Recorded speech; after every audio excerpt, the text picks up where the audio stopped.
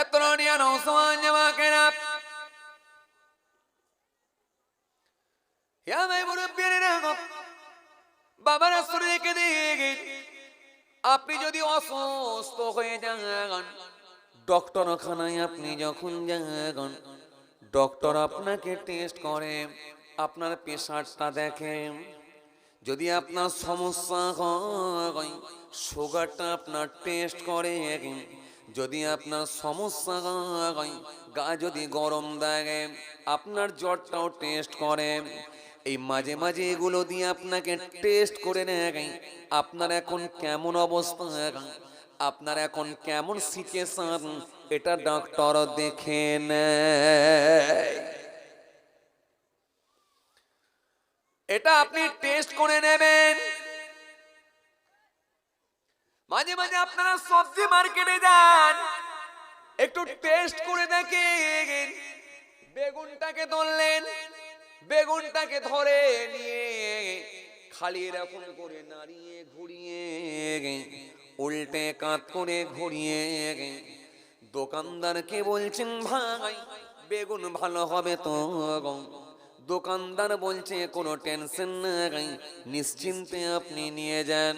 কিন্তু আপনার দু চোখ দিয়ে যত রকমের টেস্ট আছে, সব রকমের টেস্ট করে যদি কনফার্ম হন, তবেই আপনি বেগুন কিন্তু পাল্লাই তোলেন।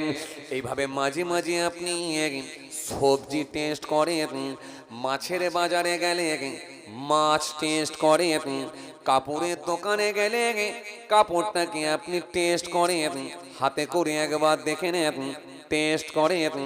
জুতোর দোকানে যখন যান, জুতোটা যখন পায়ে দেন, মাঝে মাঝে আপনি টেনে ঘুরিয়ে একটু নাড়িয়ে পায়ে করে পড়ে এ মাথা ও মাথা করে একটু টেস্ট করে দেখে নিচ্ছেন, আমার চলতে কোনো সমস্যা হচ্ছে না তো, সাইজে কেমন হয়েছে দেখো। সব রকম টেস্ট করে জেনে বুঝে যদি বোঝেন এবারে নেওয়া যায়, তখনই কিন্তু আপনি পয়সা দিয়ে জুতোটা কিনে আনে।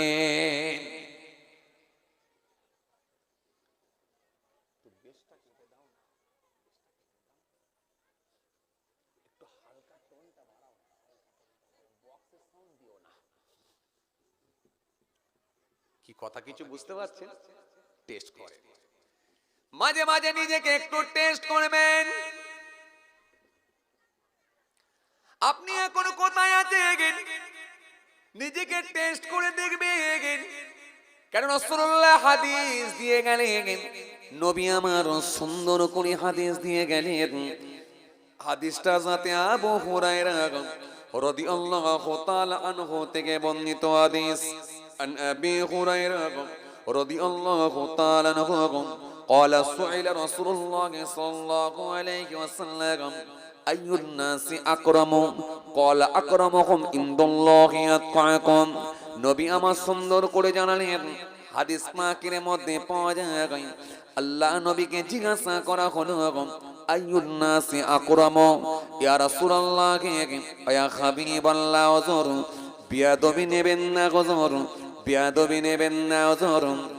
ও আল্লাহ নবী বলেন তো দেখি, সব থেকে সম্মানীয় ব্যক্তি কি? নবী বলেন, ক্বালা আকরামুহুম ইনদাল্লাহি আতকাকুম। নবী বললেন, সেই ব্যক্তিটাই আল্লাহর কাছে সব থেকে বেশি সম্মানীয়, যে মানুষটা সব থেকে বেশি পরহেজগার হয়ে গেছে, যে মানুষটা সব থেকে বেশি খোদা ভীরু হয়ে গেছে, যে মানুষটার ভেতরে সব থেকে বেশি আল্লাহর ভয় ঢুকেছে, যে লোকটা সব থেকে বেশি তাকওয়াওয়ালা হয়েছে, যার অন্তরে আল্লাহর ভয় বিতিয়ে সব থেকে বেশি ঢুকে গেছে, স্বচ্ছ হয়ে গেছে, এই লোকটাই আল্লাহর কাছে সব থেকে বেশি সম্মানীয়। কথা কিছু বুঝতে পারলেন? এই কথা কিছু বুঝতে পারলেন? তার মানে শুধু দাড়িওয়ালা আছে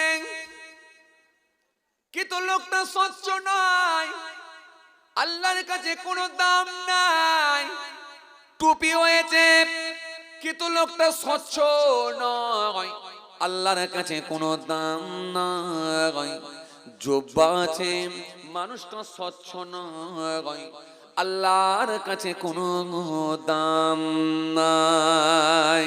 কেন আমাদের সমাজে অনেক দাড়িওয়ালা দেখা যায়, মুখে দাঁড়িয়েও আছে, বিড়ির টানও মারছে, মাথায় টুপিও দিয়েছে, লোকের পেছনে চগলখড়িও করে বেড়াচ্ছে, গায়ে জব্বাও পড়েছে, ভিতরে বিরাট অহংকারও রেখেছে, নামাজও পড়ছে, মিথ্যার ওপরে পণ্য বিক্রিও করছে।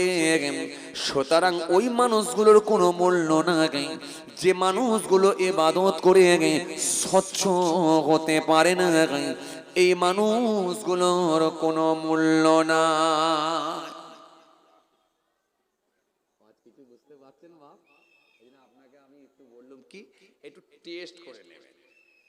মাছের দোকানে গেছেন না, মাঝে মাঝে মাছ টেস্ট করেন, কানটাকে এরকম করে তুলে দেখছেন যে ঠিকঠাক আছে কিনা, মাছের পেটটাকে এরকম হালকা করে টিপে দেখে দিচ্ছেন ঠিক আছে কিনা। কথা বলেন, করেননি আপনারা?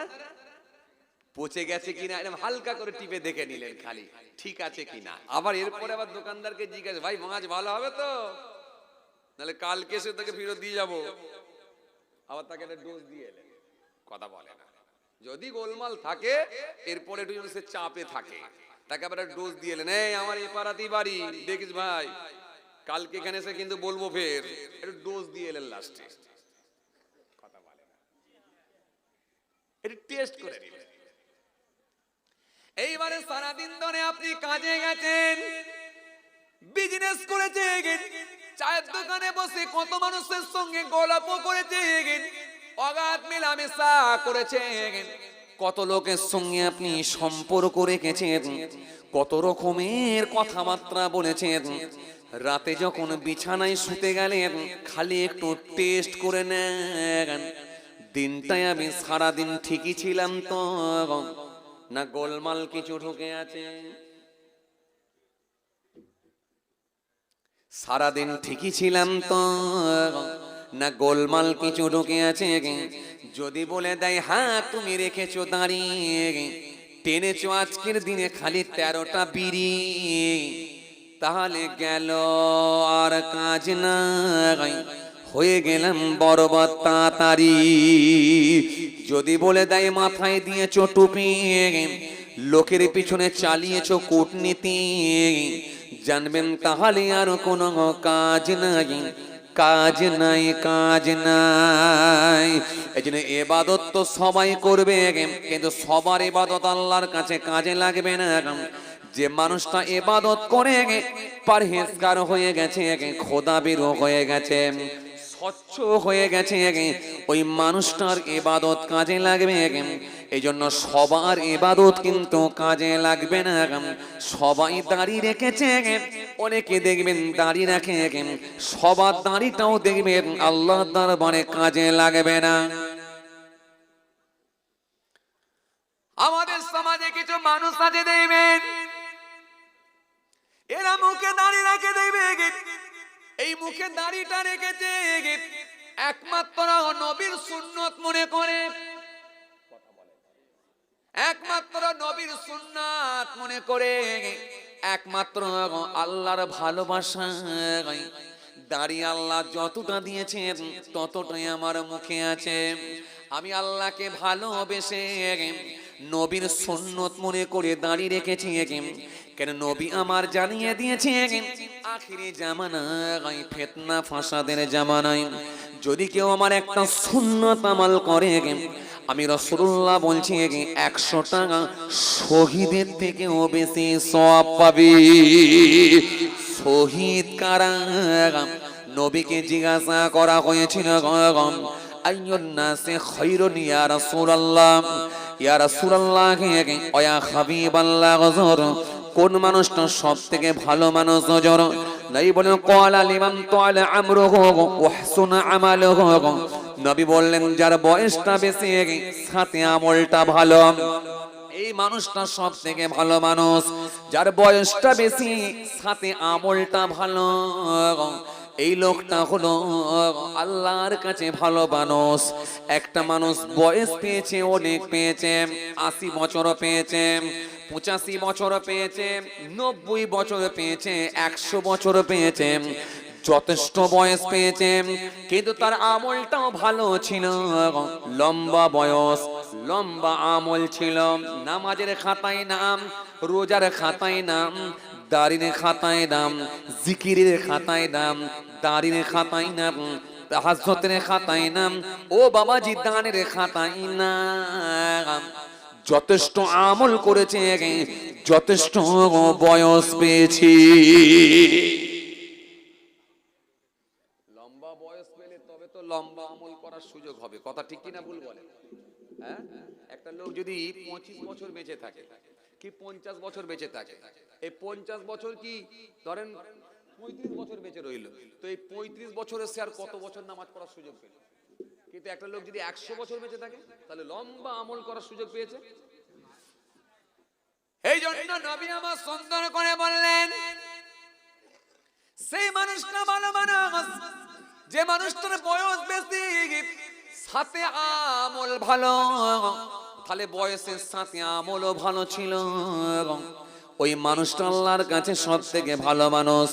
নবীকে জিজ্ঞাসা করা হলো, আইয়ুল আমাল আহাব্বু ইলাল্লাহ আযজা ওয়া জাল, ইয়া রাসূলুল্লাহ ইয়া হাবিবাল্লাহ, হুজুর আমল তো ভালো আমল, কিন্তু আমলের ভেতরে সব থেকে ভালো আমল কোনটা হুজুর? আপনি তো বললেন যে মানুষটার বয়স বেশি, সাথে ভালো আমল, কিন্তু আমলের ভেতরে সব থেকে ভালো আমল কোনটা হুজুর? নেই বলে শোনো, সব থেকে ভালো আমল হলো, আমি রাসূলুল্লাহ বলছি, ক্বালা আস-সালাতু আলা ওয়াক্তিহা, নামাজের সময় নামাজ পড়ে নেওয়া, এটা হলো সব থেকে ভালো আমল। সুম্মা আইয়ু, তারপরে কি হুজুর? নেই বলে ক্বালা বিরুল ওয়ালিদাইনি, মা বাপের খেদমত করা, মা বাপের সেবা করা, এটা হলো সব থেকে ভালো আমল। সুম্মা আইয়ু, তারপরে কি হুজুর? নবী বলেন ক্বালা আল জিহাদু ফি সাবিলিল্লাহ, আল্লাহর জন্য নিজের জীবনটাকে উৎসর্গ করে দিয়েছে, আল্লাহর জন্য নিজের জীবনটাকে বিসর্জন দিয়ে দিয়েছে, জান দিয়ে দিয়েছে আল্লাহর জন্য, দ্বীনের জন্য জান দিয়েছে, আমি রাসূলুল্লাহর জন্য জান দিয়ে দিয়েছে। এই মওতটা হলো শহীদি মওত, এটা হলো ভালো আমল, এটা হলো ভালো আমল। আবার সেই নবী বলে দিয়ে গেলেন, আখিরি জামানায় ফিতনা ফাসাদের জমায়েতে আমার উম্মতের ভেতরে যদি কেউ একটা সুন্নাতকে জিন্দা করে দিতে পারে, আমি রাসূলুল্লাহ বলি 100টা শহীদের থেকে বেশি সওয়াব পাবে। তাহলে কেউ দাঁড়িয়ে রেখেছে নবীর সুন্নত মনে করে, রাসূলুল্লাহকে ভালোবেসে আল্লাহকে রাজি করার নিয়তে মুখে দাঁড়িয়ে রেখেছে, তাহলে এই দাড়িটা হলো নবীর ভালোবাসায় দাঁড়িয়ে। আবার অনেক যুবক ছেলেরা দেখবেন দাড়ি রাখে, এই দাড়িটা হলো স্টাইলি দাড়ি, এই দাড়িটা হলো কাটিং এর দাড়ি, এই দাড়িটা হলো ডিজাইনের দাড়ি। আয়নার সামনে যখন নিজের ছবিটা একবার দেখলো, মুখটা একবার দেখলো, তাকিয়ে দেখে নাকটা পুরো বিরাট কোহলির মতো, চোখগুলো পুরো বিরাট কোহলির মতো, ফেসটা অনেকটাই বিরাট কোহলির মতো। যুবকটা একটু চিন্তা করে দেখলো, চেহারা লোকটা যখন বিরাট কোহলির মতো লাগে, তো হালকা করে বিরাট কোহলির মতো যদি দাড়িটা ছাড়া হয় তাহলে দেখতে তো আরো ভালো লাগে। এই কথা মনে বিরাট কোহলির স্টাইলের দাড়ি রাখলো, ওটাও দাড়িওয়ালা। আবার আপনি নবীর সুন্নত মনে করে দাঁড়িয়ে রেখেছেন, এটাও দাঁড়িওয়ালা, কিন্তু দুজনার দাড়ি কিন্তু এক নয়। কেন? আমার নবী জানিয়েছেন, মান তাসাব্বা বিকওমিন ফাহুয়া মিনহুম, যে যাকে অনুসরণ করবে তার সঙ্গে তার হাসর হবে। আপনি রাসূলুল্লাহকে অনুসরণ করে মুখে দাঁড়িয়ে রেখেছেন, এ দাঁড়ির কোনো স্টাইল নাই, এ দাঁড়ির কোনো গেটআপ নাই, এ দাঁড়ির কোনো ডিজাইন নাই, আল্লাহ যেমন মুখে দিয়েছে তেমনই আছে। এই দাঁড়িটা নবীর ভালোবাসায় দাঁড়িয়ে, আর আমার মালিক রাজি হয়ে গেলে, খুশি হয়ে গেলে কিয়ামতের দিনেতে রাসূলুল্লাহর সঙ্গে হাসর করে দেবেন তাড়াতাড়ি। এটা হলো নবীর ভালোবাসায় দাঁড়ি। আর একটা ছেলে দাঁড়ি রাখলো বিরাট কোহলির ডিজাইনে, হরভজন সিং এর ডিজাইনে, নায়ক গায়কদের ডিজাইনে, খেলোয়াড় প্লেয়ারদের ডিজাইনে। তাহলে এরাও যে দাঁড়ি রেখেছে, কিন্তু ওই দাঁড়িটা প্লেয়ারকে ভালোবেসে, বলিউডকে ভালোবেসে, ও বাবাজি সেলিব্রিটিদের ভালোবেসে, নায়কদের ভালোবেসে দাঁড়ি রেখেছে। তাহলে ওই দাঁড়িটা নবীর ভালোবাসাই হলো না। সুতরাং ওই দাঁড়িটার আল্লাহ দরবারে কোনো মূল্য পাবে না। কথা কিছু বুঝতে পারছেন বাবাজি? এই কথা বুঝতে পারছেন? হ্যাঁ, তাহলে ইবাদত করতে হবে নবিয়ানা নকশায়, নবীর তরিকায়। নবীর তরিকায় করলে তবে আল্লাহর দরবারে যাবে। আর নিজে মন গড়া চালাবে, কারো ডিজাইন দেখে মারবেন, একটাও যাবে না, এটা মনে রাখবেন। এই জন্য আপনাকে আমি কি বুঝাতে চাইলাম, আসেন ভুল বুঝবেন না। এই জন্য সব দাড়িওয়ালা, সব টুপিওয়ালা, সব নামাজি, এই জন্য যে আল্লাহর সন্তুষ্টি অর্জন করবে এমনটা না। আপনি যতটুকু ইবাদত করেছেন নিজেকে কোশ্চেন করে দেখেন আপনি কতটা স্বচ্ছ হতে পেরেছেন। আপনি যদি স্বচ্ছ হতে পারেন আলহামদুলিল্লাহ, গেনার সাকসেস। আমি আপনাদের সামনে খুব বেশি আলোচনা করব না, দু চারটে হাদিস বলবো কি দু চারটে কোরআনের আয়াত বলবো, ওর উপরই আলোচনার সমাপ্তি ঘটবে ইনশাআল্লাহ। আমি খুব কষ্ট আপনাদেরকে দেবো না, কেন এখন আর লম্বা কাহিনী দিয়ে ওয়াজ করলে চলবে না। লম্বা কাহিনীর ওয়াজ শেষ কেন বলেন দেখিনি? সব ভাইরাস খেয়ে খেয়ে অবস্থা খারাপ। এই ক্যাপসুল মেরে আর হয় না, এখন শুধু ডবল ডোজের ভ্যাকসিন। কথা বুঝতে পারেন? এখন শুধু ডবল ডোজের ভ্যাকসিন, যা দিতে হবে কোরআনের আয়াত আর যা দিতে হবে হাদিস, এটাই হলো শেষ ডোজ। এতে যদি কাজ না হয়, যদি না ফিরে আসে, জানবেন আর লাইনে আসবে না। সোজা কথা, একেবারে ভ্যাকসিন, ভ্যাকসিন দিয়ে শেষ করতে হবে। এই জন্য বাবাজি আমার ভাইরা ভুল বুঝবেন না, রাগ করবেন না। শুরুতে তাহলে একটা হাদিস দিয়েছিলাম চেক করার জন্য, কোন প্ল্যাটফর্মে আপনি আছেন দেখে নিতে হবে, চেক করতে হবে। যদি প্রত্যেকদিন চেক না করতে পারেন, সপ্তাহে একদিন নিয়ত করেন সোমবারে চেক করব, নাহলে শুক্রবারে চেক করব। কাকে কাকে? মাছ নিজেকে। হ্যাঁ, আমি আমার চেক, উনি ওনার, উনি ওনার, উনি ওনার, উনি ওনার, নিজেকে সপ্তাহে একদিন চেক করব। যদি সপ্তাহে যদি সম্ভব না হয় 10 দিনে একবার চেক করে দেখবো আমি ঠিক আছি তো। কোশ্চেন করো, ঠিক আছি তো? এই মন আপনাকে অ্যানসার দেবে, উত্তর দেবে, হ্যাঁ তুই ঠিক আছিস, টেনশন নাই। আর মন যদি বলে দেয় কি ঠিক আছিস রে বাবু, মুখে তো দাঁড়িয়ে রেখেছিস, 13টা করে বিড়ি খাচ্ছিস, তাহলে সব গেল। কথা বলেন? আপনাদেরকে যদিও বিড়ি টিড়ি কেউ খায় না,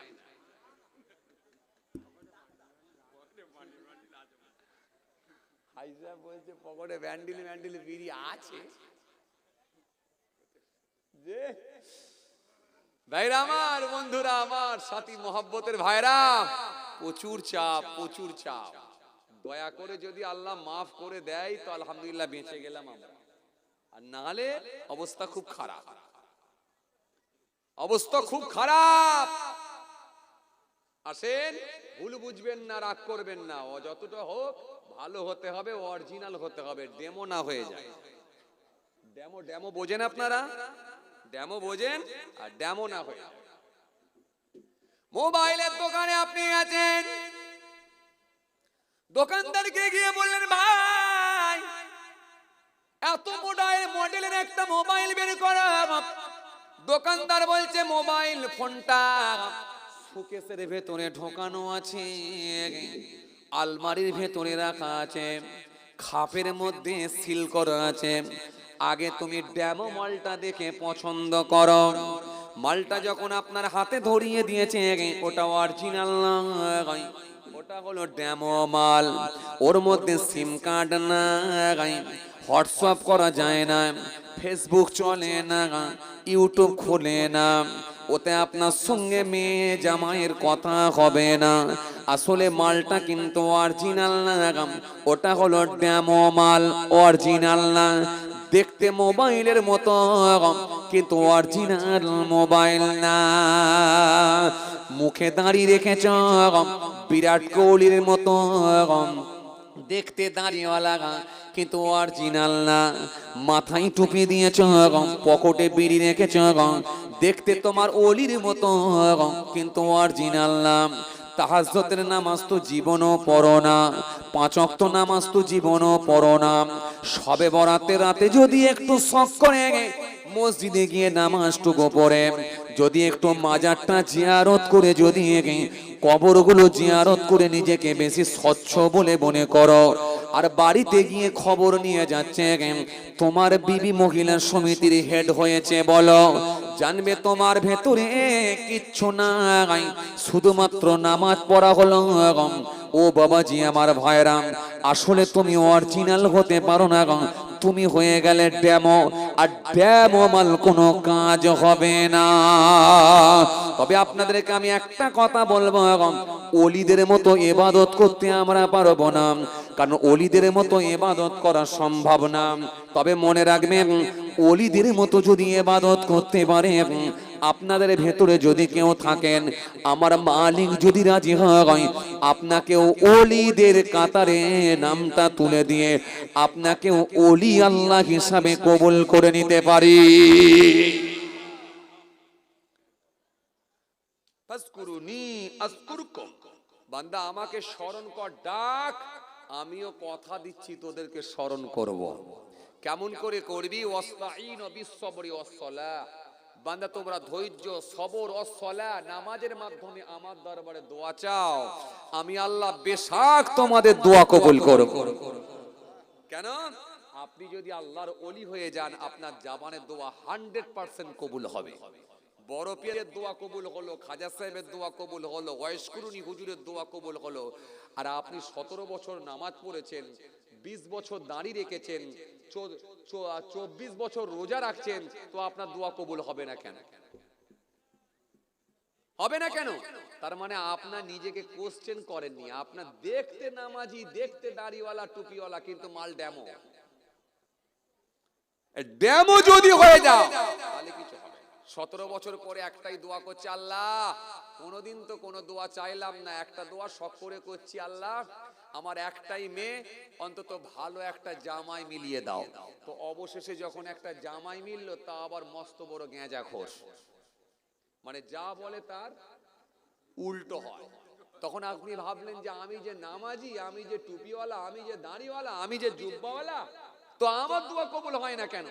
তখন আপনি নিজেকে এবার কোশ্চেন করে দেখছি, ও বাবা, আমি টুপিওয়ালা হলে কি হবে, সাথে তো বিড়িওয়ালা। তো বিড়ি খেয়ে যদি ঠোঁট যদি কালো করে দিই আর মুখ দিয়ে যদি দুর্গন্ধ ছোটায়, তো আল্লাহর আরশে দোয়া কবুল হবে কেমন করে ভাই? আপনি তার মানে এখনো ওলিদের কাতারে যেতে পারলেন না। নাহলে 17 বছর ইবাদত করে কেন ওলিদের কাতারে, ওলিদের ক্যাটাগরিতে আপনি পৌঁছাবেন না কেন?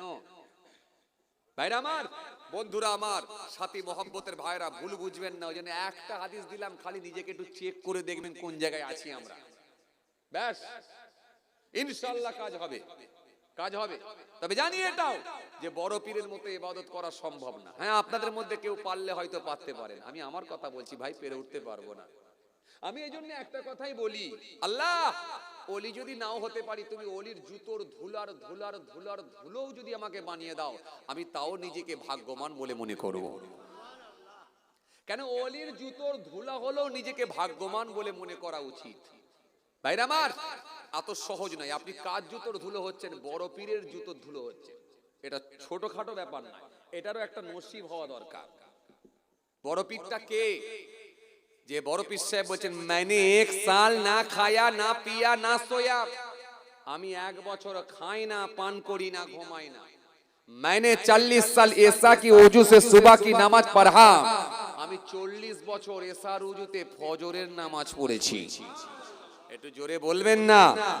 আমি 40 বছর এসার উজুতে ফজরের নামাজ পড়েছি। সামান্য আসর থেকে নিয়ে মাগরিব পর্যন্ত উজু রাখা আমাদের কঠিন হয়ে যায়, কথা ঠিক কিনা ভুল বলেন? আর তিনি বলছেন 40 বছর এসার উজুতে ফজরের নামাজ পড়েছি। और 15 साल सारे रात एक पांव पर खड़ा होकर सुबह तक कुर्सी खत्म करता रहा। 15 বছর এক পায়ের উপরে দাঁড়িয়ে অপর পা তুলে নিয়ে আবার এক পায়ের উপরে দাঁড়িয়ে অপর পা তুলে নিয়ে আমি এই রকম ভাবে কোরআন শরীফ খতম করেছি। এক পায়ের উপরে দাঁড়িয়ে দাঁড়িয়ে কোরআন খতম করছে কে বড় পিসে? ছেলে খেলা কথা নাকি? জেদ জেদ, নফসের সঙ্গে লড়াই। ইবলিস বলছে পারবে না, বড় পীর বলে আমি পারবো, তোর কথা আমি নেব না। তবেই তারা আল্লাহ হাসিল করেছিলেন। আমি আমার আম্মা জানের মুখে শুনেছি, আমার আম্মা জান ছোট হুজুর কেবলার মেয়ে বলতেন, বাবা তোমার নানা জান ধনপুতার জঙ্গলে চলে যেত, 21টা ছেলে, একটা দুটো তিনটে না, 21টা ছেলে, 17টা মেয়ে। আমার খালা আম্মারা মোট টোটাল মিলিয়ে, আমার মা খালা মিলিয়ে 17টা। কথা বুঝে আসছে?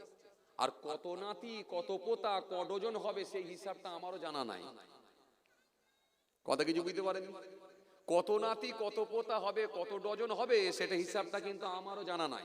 কিন্তু আমি বুঝাতে চাইছি আপনাকে এটাই, যে এত দায়িত্ব মাথায় নিয়ে সবাইকে সমানভাবে প্রাপ্য বুঝিয়ে দিয়ে এরপরও ম্যাক্সিমাম রাত যখনই তিনি বাড়িতে আছেন ধনপোতার জঙ্গলেতেই রাতটা কাটিয়ে দিয়েছেন।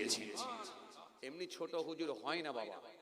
আপনি আউলিয়া কেরামদের জীবনী পড়ে দেখুন, সব তাদেরকে তপস্যার মধ্য দিয়ে, জিকিরের মধ্য দিয়ে, জি জি আধ্যাত্মিক জগতের মানুষ যারা হয়েছিলেন, ইলমে লাদুন্নি যারা হাসিল করেছিলেন, আল্লাহ হাসিল যারা করেছিলেন, তাদেরকে কঠোর মেহনত করে অনেক সাধনার মধ্য দিয়ে তবে আল্লাহর সন্তুষ্টি অর্জন করতে পেরেছেন। পড়ে দেখুন হাসান বাসারী জীবনী, পড়ে দেখুন মা রাবিয়া বাসারী জীবনী, পড়ে দেখুন। আমি এই কয়েকদিন আগে পড়ছিলাম মা রাবিয়া বাসারী, তিনি এত বড় আল্লাহর ওলি বান্দি ছিলেন, এমন কামেলা ছিলেন, এত ধার্মিকা ছিলেন, যা আপনাকে অবাক করে দেবে। ভাইরা আমার, কিতাবের মধ্যে পড়ছিলাম, জি হযরত হাসান বাসরী রাহমাতুল্লাহ আলাইহি বসরার মানুষ ছিলেন, যিনি তার কাছে গিয়ে শিক্ষা গ্রহণ করেছিলেন মা রাবিয়া বাসারী। উস্তাদজি কোথায়?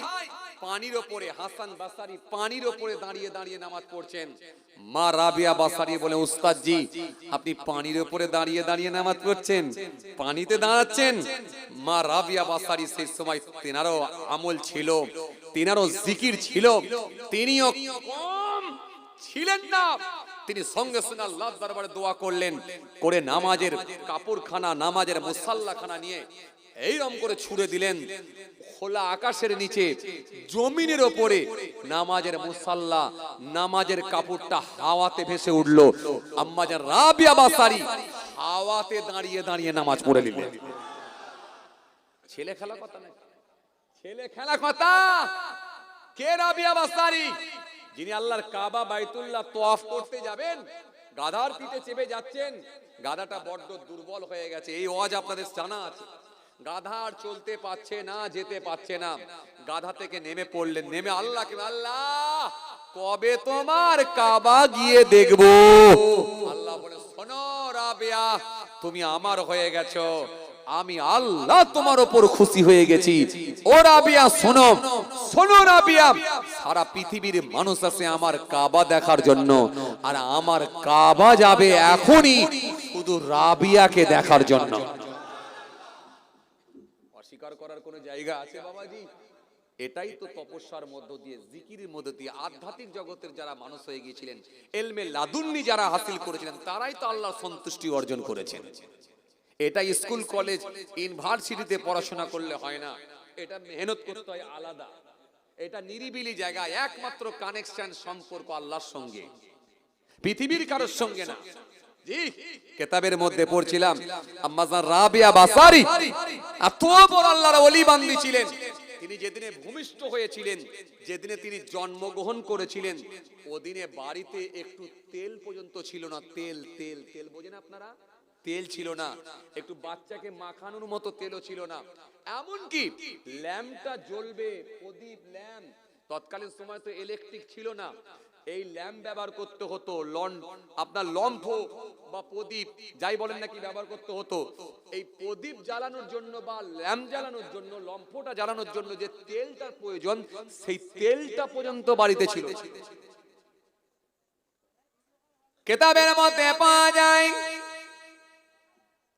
হযরত রাবিয়া মাসতারি ভূমিষ্ঠ হয়েছে, তিনি জন্ম গ্রহণ করেছেন, বাড়িতে একটু বাতি জ্বালানোর মতো তেল নাই। হযরত রাবিয়ার আম্মা জান বলেছিলেন, স্বামীকে বলেছিলেন, ও আমার স্বামী, প্রতিবেশী মানুষের কাছ থেকে গিয়ে কি একটু তেল ধার করে নিয়ে আসুন। হযরত রাবিয়ার মাসারির আব্বা জান প্রতিবেশী মানুষের কাছে একটু তেল ধার করতে গেলেন, দরজার সামনে গিয়ে ঠোকা মারলেন, দরজাখানা নাড়াতে লাগলেন। প্রতিবেশী মানুষ তেল দিয়া তো দূরের কথা, একটু সাড়াও দিল না, শব্দও দিল না। হযরত রাবিয়া মাসারির আব্বা জান মনে বড় দুঃখ পেয়ে গেলেন, মনটা বড় খারাপ হয়ে গেল। বাড়িতে এসে একটু শুয়ে পড়েছেন, ঘুমিয়ে গেছেন। গভীর রাত্রিতে স্বপ্নে রাসূলুল্লাহর সঙ্গে দিদার হয়ে গেল। আমার নবীকে দেখতে পেয়েছেন, নূর আর নূর, আলো আর আলো হয়ে গেছে। আম্মা জান রাবিয়া মাসারির আব্বা জান সেই সময় বলেছিলেন, সালাম দিয়ে বললেন, ও আল্লাহ নবী, হুজুর আপনি আমার সামনে। আমার রাসূলুল্লাহ সেই সময় বলেছিলেন, হে রাবিয়ার আব্বা, মন খারাপ করো না, করো না, করো না, করো না। তোমার বাড়িতে যে কন্যা সন্তান জন্মগ্রহণ করেছে, এটা দুনিয়ার কোনো সাধারণ কন্যা না, এটা এত বড় কামে লাগাবে, এত বড় ধার্মিকা হবে, এত আল্লাহর খাস বান্দি হয়ে যাবে। কাল কিয়ামতের ময়দানে ওই রাবিয়াকে দিয়ে আমার আল্লাহ আমার গুনাহগার ৭০,০০০ উম্মতদেরকে তোমার কন্যা নাজাত করিয়ে নেবে। কথা বুঝে আসছে কিছু বাবাজি? হ্যাঁ, এই খাদ মুক্ত, ময়লা মুক্ত, ত্রুটি মুক্ত, যতটা হোক ত্রুটি মুক্ত হোক, আমরা তো সেই জায়গায় পৌঁছানো খুব কঠিন। হ্যাঁ, আপনারা পারতে পারেন, আবার বলছি পারতে পারেন। ফুরফুরা শরীফ পীর আবু বকর সিদ্দিক দাদা হুজুর পীর কেবলা রাহমাতুল্লাহ আলাইহি, এমনি দাদা হুজুর হয়নি বাবা, অনেক মেহনত করতে হয়েছে, তবে দাদা হুজুর হয়েছে, এত সহজ না। এইজন্য আপনাদেরকে আমি বলছি একটা কথা ভালো করে শোনেন, যদি সেইভাবে আমরা নাও পারি, অন্তত টার্গেট রাখি ইনশাআল্লাহ ৫ নম্বরটা আমাদেরকে তুলতে হবে, ৫ নম্বরটা তুলতে হবে ইনশাআল্লাহ। ঈমানটা বাঁচিয়ে রেখে যতটা আমল হচ্ছে হোক, যতটা আমল হচ্ছে হোক, কিন্তু মনে রাখবেন এই ভেজাল মুক্ত হওয়ার চেষ্টা করি আমরা, যাতে করে আমাদের উপকারে আসবে ইনশাআল্লাহ। আর পারলে আমরা কিছু অফার তুলে নেব। অফার, অফার বোঝেন আপনারা? এই অফার বোঝেন? অফার দিয়ে গেছেন নবী, অগণিত অফার দিয়ে গেছেন। এই অফার গুলোকে একটু তুলে নেন, তুলে নেন, তুলে নেন। এত অফার আমার নবী দিয়ে গেছেন, অফার দিয়ে ভরিয়ে দিয়েছেন, পারলে একটু তুলে নেন। ভাই, যারা বড় কোশ্চেন ভালো মুখস্থ করতে পারে না, শর্ট কোশ্চেন কিন্তু ছাড়লে হবে না। কথা বলেন, শর্ট কোশ্চেন কিন্তু ছাড়লে হবে না। কেন বলেন তো? এই শর্ট কোশ্চেনে আপনি ছাঁকা নাম্বারটা পাবেন, যে কোনো ভাবে শর্ট কোশ্চেন লিখতেই হবে আপনাকে। আরে বাবা, আপনাকে বুঝতে হবে, সারা বছর ধরে বাপের চায়ের দোকান চালিয়ে আর 15 দিন আগে পরীক্ষার 15 দিন আগে পড়াশোনা করে স্টার মার্ক পাবো, লেটার পাবো, এটা ধারণা করাটাই ভুল। এত সহজ নয়। সারা জীবন ধরে মুখে দাড়ি ছিল না, নামাজ ছিল না, রোজা ছিল না, দিন ছিল না, ধর্ম ছিল না, যেই 50 বছর পার হয়ে গেল সাদা দাড়ি নেমে এলো, আরে কথা বলে না, অমনি মসজিদে ঢুকে গেল। যদি নিজেকে বলে আমার থেকে আর বড় কামেল কেউ নাই, তাহলে কিন্তু ভুল হলো। আল্লাহ দয়া করে যদি আপনাকে পাশ করিয়ে দেন তো আলহামদুলিল্লাহ, আলহামদুলিল্লাহ। এই জন্য বাপ ভুল বুঝবেন না, যদি মনে করেন যে পেছনের খাতা একবার খুলে দেখবো তাহলে অবশ্যই ধরা খাবে। যদি আল্লাহ দয়া করে পাস করায় তবে আলহামদুলিল্লাহ। চলুন আপনাদেরকে আমি এই জন্য দুটো অফার দিয়ে যাই, এই অফারগুলো কাজে লাগাবার চেষ্টা করুন, যেগুলো আপনাদের খুব উপকারে আসবে। আপনারা কি অফার বোঝেন? অফার বোঝেন না? মাঝে মধ্যে আপনারা কাপড়ের দোকানে যান, চৈত্রের সেল, বলেন দেখ আমার কাপড় কেনার খেল। মাঝে মাঝে আপনারা জুতোর দোকানে যান, 20% ছাড়, বলে 2 জোড়া জুতো কিনা দরকার। মাঝে মাঝে আপনারা সিম কার্ডের দোকানে যান, বাবাজি আমার ভাইরা অফার দিচ্ছে, সিম কার্ডের অফার। কাস্টমারকে বলেন শুধু পয়সা বের কর, নেট ফি, কল চার্জ ফি, সাথে আবার বালতি ফি। মাঝে মাঝে আসেন আপনাদের পাড়ায় যুবক ছেলেটা বলছে যদি একবার সিমটা পোর্ট করিয়ে নিয়ে গিয়ে এয়ারটেল থেকে ভোডা কিংবা ভোডা থেকে যদি রিলায়েন্সে ফিরে যায়, আমার শুধু অনেক লাভ হবে। আমি নেট ফ্রি পাবো, কল চার্জ পাবো, সাথে আবার বালতিও পাবো। এই অফারগুলোকে আমরা কাজে লাগাই। নবী আমার জানেন, এত দূরদৃষ্টি সম্পন্ন নবী ছিলেন। ১৫০০ বছর আগে আমার নবী জানেন আমার উম্মতেরা ইবাদতের দিক দিয়ে বড় দুর্বল হয়ে যাবে। তাহাজ্জুদের নামাজ থাকবে না, আবাবিলের নামাজ থাকবে না, চাস্তের নামাজ থাকবে না, ইশরাকের নামাজ থাকবে না, নফল রোজা থাকবে না, 5 ওয়াক্ত নামাজ ঠিকঠাক হবে না। যদি জোহর হয়, আসর হয়, মাগরিব হয়, তো এসা তো অনেক সময় কাজাও হয়।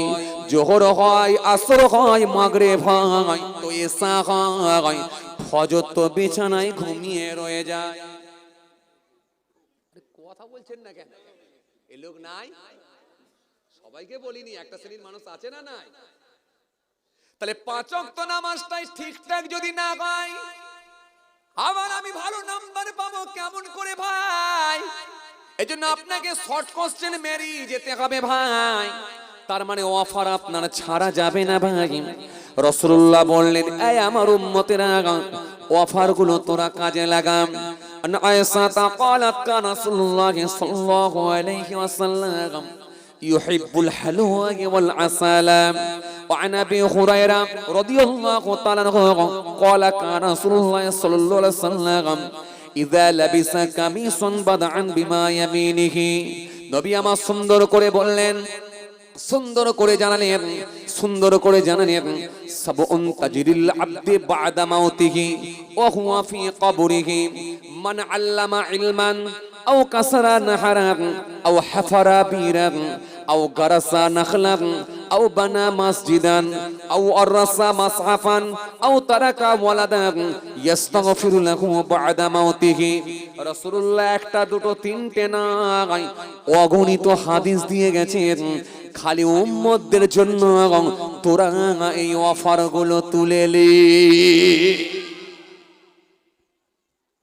চলেন আপনাদেরকে আমি দুটো একটা দিয়ে যাচ্ছি, পারলে লাগাবেন। যদি মনে হয় খুব কঠিন হচ্ছে ছেড়ে দেবেন, ডিলিট মারবেন। যদি মনে হয় না খুব কঠিন নয়, সম্ভব আমার দ্বারাই, ধরে নেবেন। সম্ভব যদি হয় ধরে নেবেন, তাও বলছি। কেন? আমি জানি আপনাদেরকে খুব চাপে জিনিস দিলে হবে না। যে লোকটা নামাজই পড়ে না, তাকে যদি আবার জোর করে বলা হয় তাহাজ্জুদ পড়, কথা বলে না।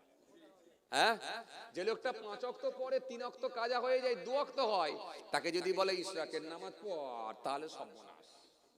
এখন ওকে দিতে হবে সহজ করে, ওর দ্বারাই যেমন সম্ভব তেমন নেবে। কেন বলেন তো? সব স্টুডেন্ট সমান না। মাস্টার মশাই যখন স্টুডেন্টগুলোকে পড়ায়, আগে মাস্টারের সেই নলেজ আছে, ধরে নেয় কাকে কোনটা দেওয়া দরকার, সেটা বোঝে মাস্টার ভালোই। কাউকে দেখবেন সিলেবাস থেকে ভালো বেশ দিয়ে দিল, এতটা থেকে এতটা মুখস্থ করবি। আবার কাউকে দেবে শর্ট কোশ্চেন দাগ মারছে, ভেরি ভেরি ইম্পর্টেন্ট, এগুলি মুখস্থ করবি, তোকে আর অন্য জায়গায় যেতে হবে না। কেন? এই যেগুলো মুখস্থ করছি এর ভেতর থেকে আশা করছি কমন এসে যাবে। এ মাস্টারও ভালো করে জানে যে কোনগুলো নিতে পারে। কথা কিছু বুঝছেন বাবাজি আমার ভাইরা? আসেন 5 ওয়াক্ত নামাজটা চালিয়ে যান, এটা ছাড়বেন না। আর সামনে আসছে কদিন পরে রোজা, এই কয়েকদিন পরে মনে হয় সম্ভবত পরশুদিন, আল্লাহ যদি রাজি থাকে পরশুদিন আজকের মাহফিল থেকে ওয়াদা করলেন জান থাকতে রোজা ছাড়বো না ইনশাআল্লাহ। এই রোজা যদি ছেড়ে দেন তো শেষ। ভাই খাতায় যা লিখছেন রোল নাম্বার লিখে তারপরে লেখেন, এই কথা বলে না। আর খাতা ভর্তি লেখা আর রোল নাম্বার ফাঁকা, শেষ। খাতায় যা লিখছেন রোল নাম্বার লেখে তারপরে লেখেন। সামনে রোজা আছে ছাড়বেন না, সামনে রোজা আছে ছাড়বেন না। আর 5 ওয়াক্ত নামাজটা ছেড়ে দেবেন না। যদি বাই চান্স কাজাও হয়ে যায়, আপনি আল্লাহর কাছে ফিরে এসে তওবা করবেন, মাফ চাইবেন, সেটা আবার ওই কাজা নামাজটা পড়ে নেবেন। এই 1 ওয়াক্ত কাজা হয়ে গেলে 3 ওয়াক্ত ছেড়ে দেওয়া, 3 ওয়াক্ত হয়ে গেলে এই সপ্তাহটার পরবর্তী যাক পরের সপ্তাহে দেখা যাবে। এরকম কিছু মানুষ আছে, করে দেখবে। যেই 2 ওয়াক্ত ছেড়ে গেল তখন মনে করো বাবু আজকাল ভালো লাগে না, দেখ পরশুদিন থেকে পড়বো, এখন শুক্রবার আছে পরশুদিন পড়বো। কথা বলে না। পরশুদিন শুক্রবার যে হয়ে গেল, জুম্মার নামাজটা পড়ে এলো, আসরটা হলো, মাগরিবটা ফের মিস হয়ে গেল, এশাটাও মিস হয়ে গেল। দৌড় বাবু সেই ভালো শুক্রবার থেকে পড়বো, যাকে জায়গার ভালো লাগে না। সামনে আসছে শবে বরাত, ওই দিন থেকে যে শুরু করব আর কিন্তু ছাড়বো না। কথা বলে না। এই শবে বরাতের রাতে দেখা যায় জোহর নাই, আসর নাই, মাগরিব নাই। মা বলছে কই রে তুই যে বললি নামাজ ধরবো ছাড়বো নাই, তো কি হলো রে বেটা? বলে আমি তো বলেছি শবে বরাতের রাত থেকে, তো দিন থেকে তো নয়। 3 বার করে গোসল করে নিয়ে শবে বরাতের রাতে যাচ্ছে ইবাদত করব। এমন ডিজাইনের জামা, ডিজাইনের পায়জামা, ডিজাইনের টুপি লাগিয়ে দিয়ে একেবারে মসজিদের ভেতরে গিয়ে কি পড়লো কি করলো নিজেই জানে না, আল্লাহ ভালো জানে। চালিয়ে দিয়ে দুটো একটা কবর জিয়ারত করে এশার নামাজটা কোন রকমের লোকের দেখে দেখে ফজরটা গেল ঘুমিয়ে কেটে। যেই ফজরের নামাজ চলে গেল মনটা খুব খারাপ হয়ে গেল, যা শবে বরাতের রাত থেকে ভাবলো শুরু করবো, আজও মিস হয়ে গেল। যাকে যাক কদিন পরে যে রোজা আসছে, ওই রোজাতে আমন ধরবো আর ছাড়বো না।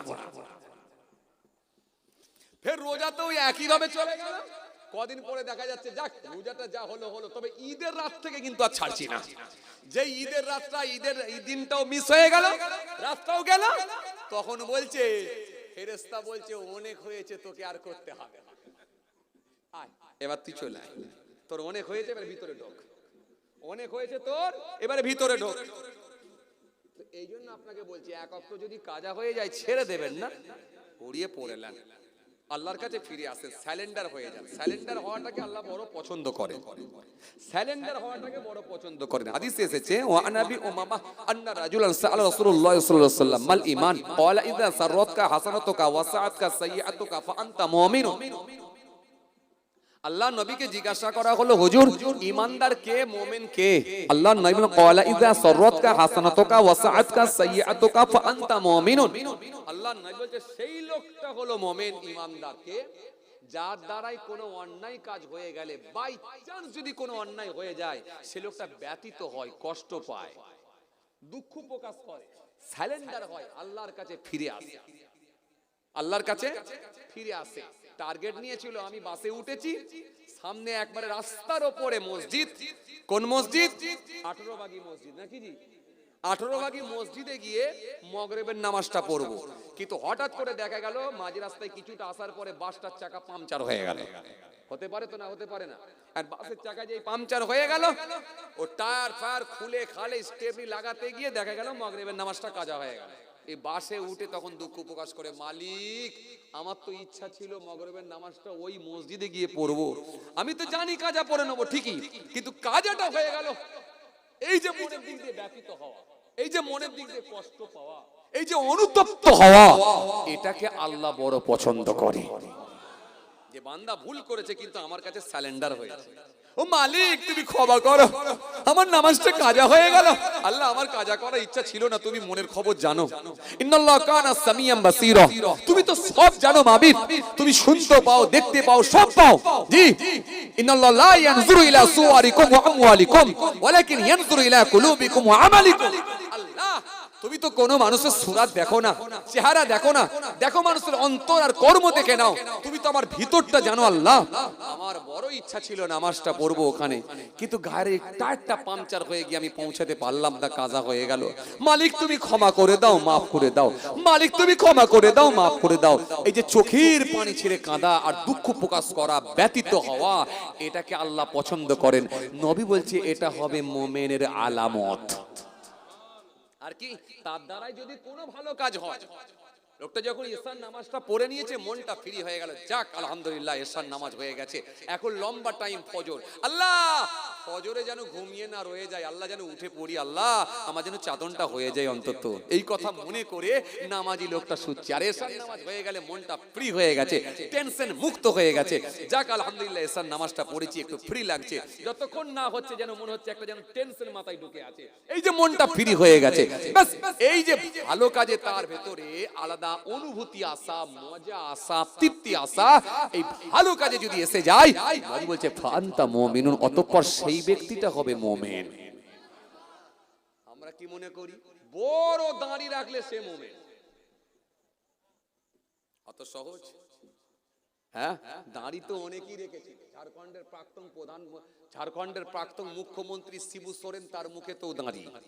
ভারতের প্রাক্তন প্রধানমন্ত্রী যিনি মারা গেলেন কিছুদিন আগে, মনমোহন সিং, তার মুখে তো দাড়ি। ভারতের একজন বিখ্যাত ক্রিকেটার নাম হলো তার হরভজন সিং, তার মুখে তো দাড়ি। আপনার কি বলে পাঞ্জাবের একজন বিখ্যাত ক্রিকেটার যার নাম হলো হারমিত সিং, তার মুখে তো দাড়ি। কথা বলে তার মুখে তো দাঁড়ি। জি, আপনাদের জানা আছে বিশ্বকবি রবীন্দ্রনাথ ঠাকুর, তার মুখে তো দাঁড়ি। দাঁড়ি তো দাঁড়ি, দাঁড়ির কাজ কর। দাঁড়ি রেখে আপনি কতটা সৎ হতে পেরেছেন, কতটা ভালো হতে পেরেছেন, এ দাঁড়ির কাজ কই? আসেন খেয়াল করেন, লক্ষ্য করেন বাবাজি, আমার ভাইরা, যে কথা আপনাদের বুঝাতে চাইছিলাম। কষ্ট হচ্ছে আপনাদের? জোরে বলেন কষ্ট হচ্ছে? মাশাআল্লাহ, খেয়াল করেন বাবাজি, আমি যে কথা আপনাদের বুঝাতে চাইছিলাম। আসেন অন্তত 5 নম্বর তোলার টার্গেট আমাদের রাখতে হবে, মনে আছে আপনাদের? চলুন একটুখানি আপনাদের সামনে দুই একটা বলি, একটু খেয়াল করা বোঝার চেষ্টা করেন। এ তরুণিয়া নওজওয়ান জামাকেরা, ইয়া মাই মুরব্বিয়ানের আগাম বাবা রাসূল রেখে দিন, সামনে আসছে রমজানুল মুবারক, রোজা যেন কেউ ছেড়ে দেবেন না। রমজানের এত গুরুত্ব বাড়ানো হয়েছে, মহান আল্লাহ কোরআনে কারীমের মধ্যে বলেছেন, ইয়া আইয়ুহাল্লাযীনা আমানু কুতিবা আলাইকুমুস সিয়াম কামা কুতিবা আলাল্লাযীনা মিন ক্বাবলিকুম লাআল্লাকুম তাত্তাকুন। ইয়া আইয়ুহাল্লাযীনা আমানু, হে ঈমানদারগণ, কুতিবা আলাইকুমুস সিয়াম, রোজা তোমাদের উপর লিখিত হইয়াছে, কামা কুতিবা আলাল্লাযীনা মিন ক্বাবলিকুম, যেমন তোমাদের পূর্বের মানুষগুলোর উপর লিখিত হইয়াছিল। তোমরা যেন ভাবো না তোমাদের উপরে আমি চাপিয়ে দিয়েছি, তোমাদের উপরে আমি জুলুম করেছি, এটা যেন ভেবো না। বাবা আদম থেকে নিয়ে ঈসা রূহুল্লাহ পর্যন্ত প্রত্যেকটা নবী আম্বিয়া সালাম তাদের উম্মতদের উপর রোজা রাখার নির্দেশ ছিল। এই জন্য আল্লাহ বান্দাদেরকে সহজ করে দিলেন, তোমরা ভেবো না তোমাদের উপর আমি চাপিয়ে দিচ্ছি, জুলুম করছি না।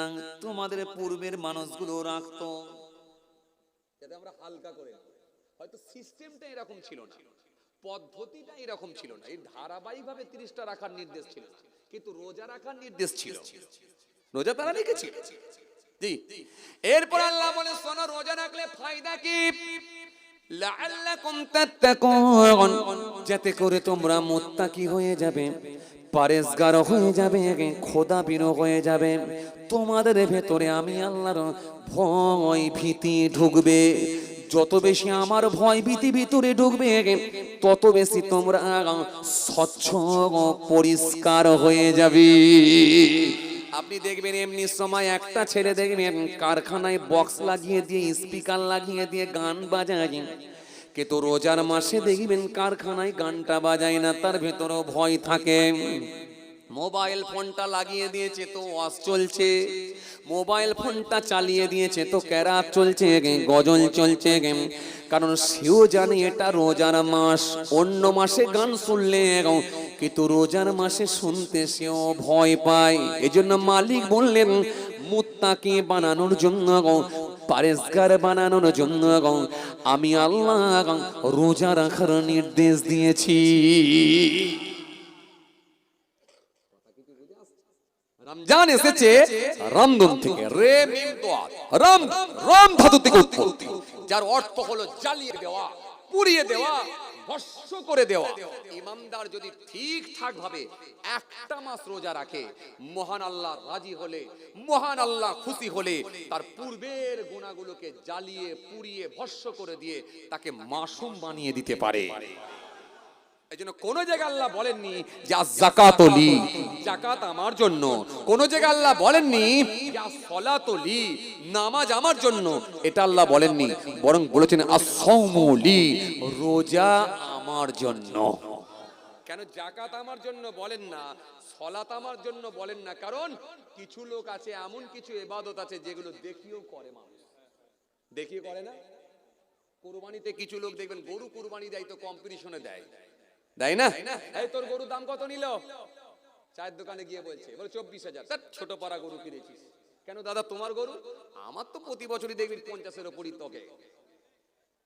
তার মানে দেখানোর ব্যাপার আছে। কিছু ছেলে আছে দেখবেন যে বন্ধুর কেউ একটা রিলেটিভ মারা গেছে, ইন্তেকাল হয়ে গেছে, জানাজার নামাজ পড়তে গেছে। জানাজার নামাজ পড়তে গিয়ে বলে সর্বনাশ, সবাই তো মসজিদে ঢুকছে জোহরের নামাজ পড়বো বলে, আর আমি একা যদি দাঁড়িয়ে থাকি দেখতে কেমন লাগে? বড় খারাপ লাগে। ও উজু পারুক আর নাই পারুক, কোন রকমে হাত মুখ ঢুকে নিয়ে ওদের ভেতরে ঢুকে গিয়ে ওদের দেখে দেখি মেরে দিল, যা হলো হলো, কথা বলে না।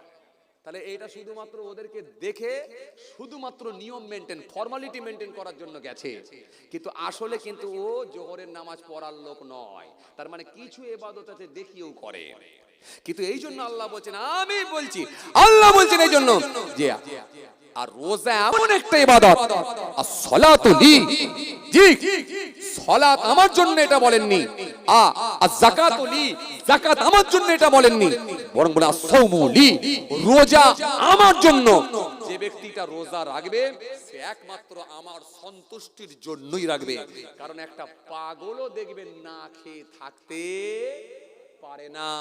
যে লোকটা সারাদিন উপোস থাকে, ভুকা থাকে, সে একমাত্র আল্লাহর ভালোবাসায়, আল্লাহর সন্তুষ্টিতেই রাখে। কথা বুঝে আসছে বাবাজি? জি। এজন্য রোজা, রোজা কি হবে? রোজা অবশ্যই রাখবেন, রোজা কেউ ছাড়বেন না। শাহরু রমাদান আল্লাযী উনজিলা ফীহিল কুরআন হুদাল লিন-নাস ওয়া বাইয়িনাতিন মিনাল হুদা ওয়াল ফুরকান। শাহরু রমাদান, এই সেই রমজান মাস, উনজিলা ফীহিল কুরআন, যে মাসে আমি আল্লাহ কোরআন শরীফ নাজিল করেছি।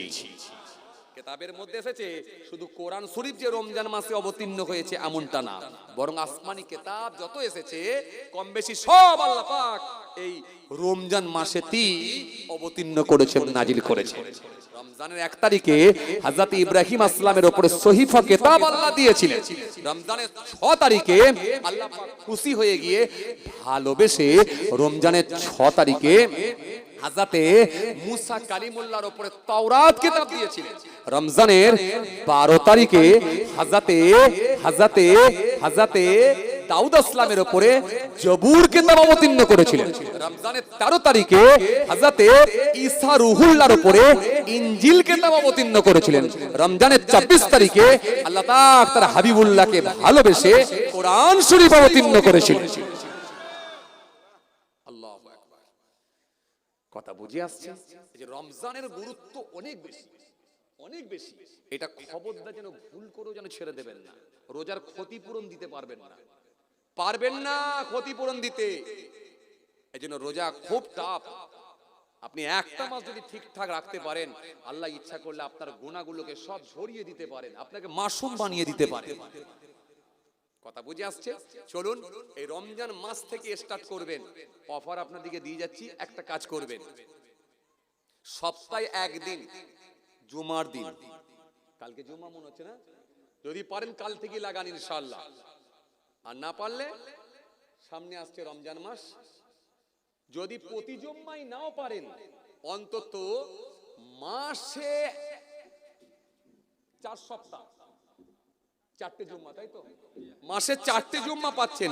এই 4টে জুম্মার ভেতরে অন্তত একটা জুম্মার টার্গেট রাখবেন, ধরবো ইনশাআল্লাহ। ইনশাআল্লাহ। কেন? আমি আপনাদেরকে কি বলছিলাম, আমাদেরকে এখন ওয়াফারে বেরোতে হবে ভাই, শর্ট কোশ্চেন ছাড়লে হবে না। মনে আছে আপনাদের? মনে আছে? কেন বেশিরভাগ লোক সব 50-এর উপরে দাঁড়িয়ে রাখা লোক, আমরা কথা বলে না। বেশিরভাগ লোক সব 50-এর উপরে নামাজ পড়া লোক, কথা বলে না। খরচ হয়েছে 12 থেকে, চালাচ্ছে 50 থেকে। আরে কথা বলছেন না কেন? তো এই 12 থেকে নিয়ে আর 50 পর্যন্ত কত বছর? 38 বছর। 50 থেকে স্টার্ট করলো, 5 বছর নামাজ পড়ে মরে গেল। আমল ক বছর? কোনটা ভারী, কোনটা ভারী, কোনটা? দয়া করে আবার বলেছি, দয়া করে যদি আল্লাহ মাফ করে দেন তো 100% বেঁচে যাবো ইনশাআল্লাহ। তা মনে রাখবেন, আল্লাহ দয়াটা অনেক বেশি, দয়াটা অনেক বেশি। কোরআন শরীফের মধ্যে আল্লাহ রাব্বুল আলামিন 117 জায়গায় শাস্তির কথা বলেছেন, 234 জায়গায় ক্ষমার কথা বলেছেন, শীতকালের কথা 5 জায়গায় বলেছেন, গ্রীষ্মকালের কথা 5 জায়গায় বলেছেন, 115 জায়গায় পৃথিবীর বর্ণনা করেছেন, 115 জায়গায় আখিরাতের কথা বলেছেন, 88 জায়গায় আমার আল্লাহ ইবলিস শয়তান নিয়ে আলোচনা করেছেন, 88 জায়গায় ফেরেশতা নিয়ে আলোচনা করেছেন, 77 জায়গায় আমার আল্লাহ জান্নাত নিয়ে আলোচনা করেছেন, 77 জায়গায় আমার আল্লাহ জাহান্নাম নিয়ে আলোচনা করেছেন, 13 জায়গায় দরিদ্রতা নিয়ে আলোচনা করেছেন, সচ্ছলতা নিয়ে 26 জায়গায় আলোচনা করেছেন, আজানের কথা 15 জায়গায় বলেছেন, 115 জায়গায় পৃথিবীর বর্ণনা দিয়েছেন, 115 জায়গায় আখিরাতের কথা বলেছেন, 117 জায়গায় শাস্তির কথা বলেছেন, 117 জায়গায় শাস্তির কথা উল্লেখিত করেছেন, 234 জায়গায় ক্ষমার কথা আল্লাহ উল্লেখিত করেছেন। 117 ইনটু 2 234। তার মানে শাস্তি আল্লাহ যা রেখেছেন, ক্ষমা কিন্তু তার বান্দা বান্দীদের জন্য ডবল করে দিয়েছে। তা বলে এটা ভাববেন না যা খুশি তাই করব, মাপ পেয়ে যাব। এটাও মনে রাখতে হবে, আদম আসলাম একটা ফল খেয়েছিল, কোন ফল? গন্ধম ফল। কানতে হয়েছিল কত বছর? 350 বছর। এটাও আলমার আল্লাহ দেখানোর জন্য, আমাদেরকে শিক্ষা দেওয়ার জন্য হতে পারে, যে সাবধান হয়ে যা বান্দা, হতে পারে। আমি কনফার্ম বলতে পারছি না, আল্লাহ আলাম, আল্লাহই ভালো জানে, হতে পারে। তার বান্দাদেরকে শেখানোর জন্য হতে পারে যে দেখ, আমি আমার আদমকেও ছাড়িনি, একটা ফল খাওয়ার জন্য 350 বছর কানতে হলো। দেখ দেখ, যাকে মুআল্লিমুল মালাকুত, ফেরেশতাদের উস্তাদ বলা হতো, দেখ বান্দা, পৃথিবীতে এমন কোন জায়গা নাই সিজদা নাই, আসমানে এমন কোন জায়গা নাই সিজদা নাই, যার বাপের নাম ছিল যার বাপের নাম ছিল খব্বিস, ছেলের নাম ছিল ইবলিস, মায়ের নাম ছিল নীলবিস, জন্ম হয়েছিল জাহান্নামের আগুনে, যাকে মুআল্লিমুল মালাকুত, ফেরেশতাদের উস্তাদ বলা হতো। এত বেশি ইবাদত ছিল, কিন্তু একটা অন্যায় করেছিল, আমি আল্লাহ ছাড়িনি, বের করে দিয়েছিলাম, চলে যা, আমার কাছে কোনো জায়গা নাই। তাহলে এখান থেকে শিখতে হবে যে যা খুশি তাই করব বললেও হবে না, একটা সিস্টেমেটিক চলতেই হবে। এরপরে তোমার গোনা হয়ে গেছে, আমার কাছে এসো, আমি ক্ষমা করব, ক্ষমা করব। কিন্তু চায়ের দোকানে পায়ের উপরে পা তুলে দিয়ে, চায়ের দোকানে পায়ের উপরে পা দিয়ে পা দোলাবে আর মোবাইল ফোন ঘাঁটবে, আর ওদিকে মসজিদে আজান হয়ে চলে যাবে, ওটা ছাড়বো না, ওটা ছাড়বো না। হ্যাঁ, মাগরিবের আজান হচ্ছে না, আল্লাহু আকবার, আল্লাহু আকবার, আল্লাহু আকবার, আল্লাহু আকবার, আশহাদু আল্লা ইলাহা ইল্লাল্লাহ।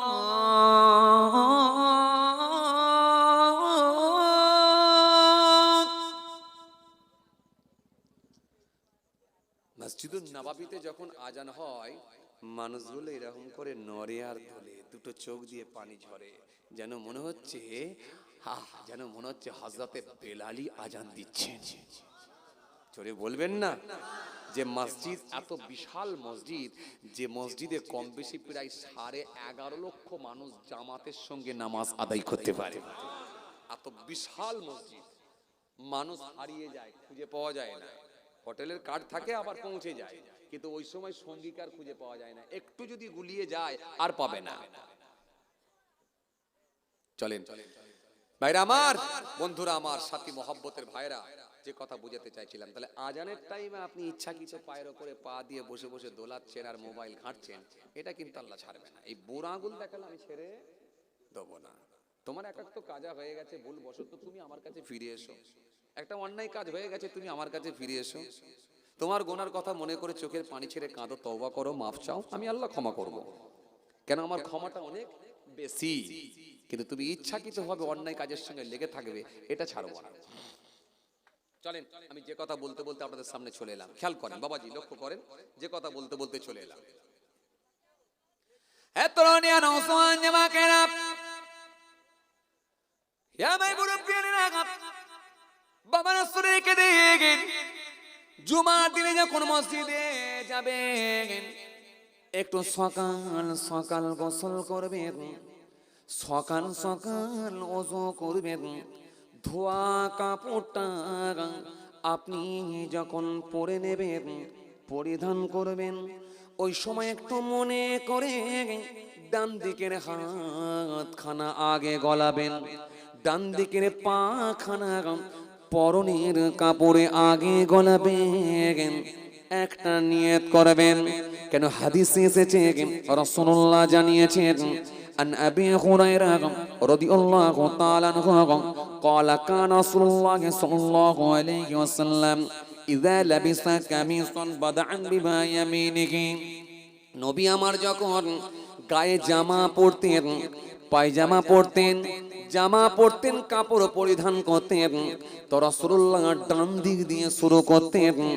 এই কথা মনে করে জুমার দিনে যখন আপনি মসজিদে যাবেন বলে তৈরি হয়েছেন, খালি একবার ডান দিকের হাতটা আগে দেবেন, ডান দিকের পাটা আগে দেবেন, দিয়ে একটুখানি নিয়ত করবেন, ও আমার মালিক, ও আমার আল্লাহ, আমার নবী করতেন বলে আমি রাসূলুল্লাহর সুন্নত মনে করে আগে পড়েছি, ডান দিকের হাত আগে দিয়েছি, ডান দিকের পা আগে দিয়েছি, একমাত্র আমার নবীর সুন্নাত মনে করি। যদি এতটুকু মনে করে ডান দিকের হাত ডান দিকের পা যদি আগে দিয়ে দিতে পারে, আমার মালিক যদি রাজি হন, সেটার সামান্য থাকবে না। ওই ডান দিকের হাত ডান দিকের পা ঢোকানোর জন্য আল্লাহ ইচ্ছা করলে সেটাকেও একটা সুন্নত হিসাবে কবুল করে আপনার নেকির খাতাতে আমার আল্লাহ নেকি দিয়ে দিতে পারি। আমি কি বলেছিলাম? স্টুডেন্ট ভালো নয়, যদি তাহাজ্জুদ পড়তে বলি বলবে হবে না, হুজুর এমন ডান দিকের হাত আগে দেওয়া যা, নবী যেটা দিয়ে গেছে সহজ করে লে যা, ডান দিকের পাটা আগে ঢোকা যা। হাদিস তিন প্রকার, কওলি, ফিলি, তাকরীরি। রাসূলুল্লাহর কথাও হাদিস, নবীর কাজও হাদিস, নবীর সমর্থন সেটাও হলো হাদিস। নবী যেটাকে সাপোর্ট করেছেন, অ্যাকসেপ্ট করেছেন, সাপোর্ট করেছেন, সমর্থন করেছেন, সেটাও হলো হাদিস। সুতরাং সাহাবায়ে কেরামেরা যে কাজ করেছে, আল্লাহর নবী যেটাকে সমর্থন করেছে, সেটাও হাদিস। তাহলে নবী যেটা করেছেন সেটাও আমাদের জন্য হাদিস। তাহলে ডান দিকের হাত আর ডান দিকের পাটা একটু একটু মনে করে দেন। এরপরে যখন জামা পরবেন, কিতাবের মধ্যে পাওয়া যায়, ও বাবাজি আমার ভাইরা, আমার নবী সাদা কালারের কাপড় পরিধান করতে বড় পছন্দ করতেন। সাদা কালার, আপনি সাদা কালারের কাপড়টা পরবেন। কেন? সাদা হলো অকৃত্রিম কালার। প্রত্যেকটা মাইয়াতের কাফনের কালার হয় সাদা কালার। আপনি আমেরিকায় যান, মানুষ মারা গেলে, মুসলমান মারা গেলে কাফনের রং হয় সাদা কালার। আপনি রাশিয়ায় যান, মুসলমান মারা গেলে কাফনের কালার হয় সাদা কালার। আপনি ব্রিটেনে যান, মুসলমান মারা গেলে কাফনের কালার হয় সাদা কালার। আপনি রাশিয়ায় যান, মুসলমান মারা গেলে কাফনের কালার হয় সাদা কালার। আপনি চেনে চিনে যান, মুসলমান মারা গেলে কাফনের কালার হয় সাদা কালার। আপনি আরবে যান, মুসলমান মারা গেলে কাফনের কালার হয় সাদা কালার। আপনি পাকিস্তানে যান, মুসলমান মারা গেলে কাফনের কালার হয় সাদা কালার। আপনি পৃথিবীর যে কোনো দেশে যান না কেন, মুসলমান যখন মারা যায় কাফনের কালার হয় সাদা কালার। নবী সাদা কালারটা বড় পছন্দ করতেন। হাদিসে এসেছে, কিতাবুল লিবাস খুলবেন পেয়ে যাবেন, পাঠ পাঠ করে অধ্যায় বাবুত তারাজ্জুল খুলবেন, বাবুত তুআম খুলবেন, বাবুল আকিকা খুলবেন, কিতাবুল লিবাস খুলবেন, আপনি পাঠ পাঠ করে পেয়ে যাবেন। নবী জানিয়ে দিয়েছেন সাদা কালারের কাপড়টা আমার নবী পছন্দ করতেন। এখন যারা সাদা কালার পরে আছে তারা বলতে, হুজুর আমরা তো দিয়ে দিয়েছি। আর কিছু মানুষ যারা লাল কালার, নীল কালার, কালো কালার, ব্লু কালার, সাদা কালার, আপনার কি বলে হলদে কালার, ব্রাউন কালার ইত্যাদি কালার পরে আছে, তারা বলছে ইস যদি জানতাম বাড়িতে আয়রন করা, ইস্ত্রি করা, আয়রন করা আলমারির ভেতরে ছিল, তাহলে সাদা জামাটা পরে চলে আসতাম। এখন ওরা ভাবছে কালো জামা পরেছি, নীল জামা পরেছি, ব্লু জামা পরেছি, হলদে জামা পরেছি, তাহলে কি আমরা বিরাট পাপ করে ফেললাম, গুনাহ করে ফেললাম? না, গুনাহ না, গুনাহ না, গুনাহ না। আর যারা বলছে সাদা জামা পরেছি তাহলে হুজুর আমরা কি দিয়ে দিয়েছি, ওরাও দেয়নি। কেন? ওরা সাদা পরেছে ঠিকই, কিন্তু নিয়ত করেনি, এটাও ঠিকই। কেন? নিয়তের উপরে আমল, নিয়তের উপরে আমল। এইজন্য হাদিসে এসেছে, একটা হাদিস এসেছে, নবী সাল্লাল্লাহু আলাইহি ওয়াসাল্লাম বলেন কাল কিয়ামতের ময়দানে আল্লাহ পাক নিয়তের উপরে বিচার করবেন। মানুষের বিচারটাও করবেন নিয়তের উপরে। কথা বুঝে আসছে কি বলছি বাবাজি? হ্যাঁ, এইজন্য খুব ভাবনা চিন্তা করে চলতে হবে। হ্যাঁ, আপনি রাজনীতি করেন বা ভালো জিনিস, আর গ্রাম যখন সালিসি বসেছে তখন বিচার করতে এসে বলছে কি আর মারবি, রোগা পাতলা লোক, আবার গরিব মানুষ হাউ হাউ করে কাঁদছে, যখন ছেড়ে দে সবাই দয়া হয়ে গেল, ছেড়ে দাও দাদা যেহেতু বলেছে, ছেড়ে দিয়ে চলে গেল। আর ওই নেতাটাই আবার পঞ্চায়েতে গিয়ে বলছে ছেড়ে কি দিবি রে? আমি বললাম বলি তুই ছেড়ে দিবি নাকি? ও বেটাকে সাইজ করে দে। আরে এটা আমাকে বলতে হয়, খাপা করতে করে, তোরা বুঝিস নি। আরে পরে পুরো ধরে নিয়ে গিয়ে সাইজ করে দে। তাহলে এখানে একরকম কথা, ওখানে তার মানে ভিতরে একরকম, বাইরে। হ্যাঁ, এরকম জালি লোক আছে না নাই? আরে কথা বলছেন না কেন? আছে না নাই? এরা হচ্ছে মুনাফিক, এরা হচ্ছে মুনাফিক। ওয়াইযা লাকুল্লাযীনা আমানু ক্বালু আমান্না ওয়াইযা খালাউ ইলা শায়াতিনহিম ক্বালু ইন্না মাআকুম ইন্নামা নাহনু মুস্তাহজিউন।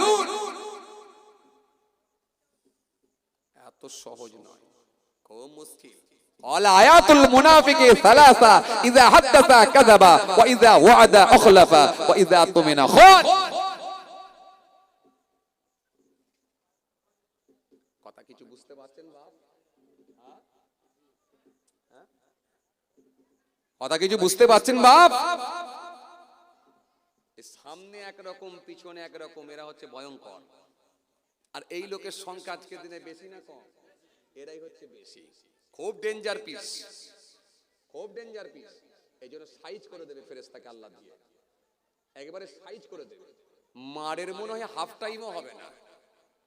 মাঝে মাঝে তবু তো ফুটবল খেলতে গিয়ে একটু গ্লুকন ডি খেয়েছে, একটু হাফ টাইম পেয়েছে, মারের হাফ টাইম হবে না, মানে ব্রেক ধরবে না, আনলিমিটেড চলবে। এই জন্য আসেন, যত সহজ সরল ভাবে জীবনযাপন করবেন তত আমার আল্লাহ বেশি খুশি হবে। আর ওই ব্যক্তিটাকে আমার আল্লাহ জান্নাত দেবেন, সহজ লোকটাকে আল্লাহ জান্নাত দেবেন। এই প্যাঁচের লোক জান্নাত পাবেন? কথা বুঝতে পারছেন? প্যাঁচের লোক জান্নাত পাবেন। চলেন তাকান, খেয়াল করেন কি বলছিলাম। তাহলে নিয়তের উপরে, আপনি যখন নিয়ত করলেন, সাদা জামাটা পরলেন, একটা নেকি পেয়ে গেলেন। এবারে বলবেন হুজুর তাহলে আমরা কালো জামা, নীল জামা, ব্লু জামা, হলদে জামা, সবুজ জামা ইত্যাদি জামা, যে কোনো কালারের জামা পরুন, যে কোনো কালার পরুন, যে কোনো ড্রেস পরুন, অসুবিধা নাই, মুবাহ, ভালো, অসুবিধা নেই। তবে একটা কালার পরবেন না। কোন কালারটা আপনারা বলেন? তাহলে টেনশন, ওইটা খালি পরবেন না। কেন?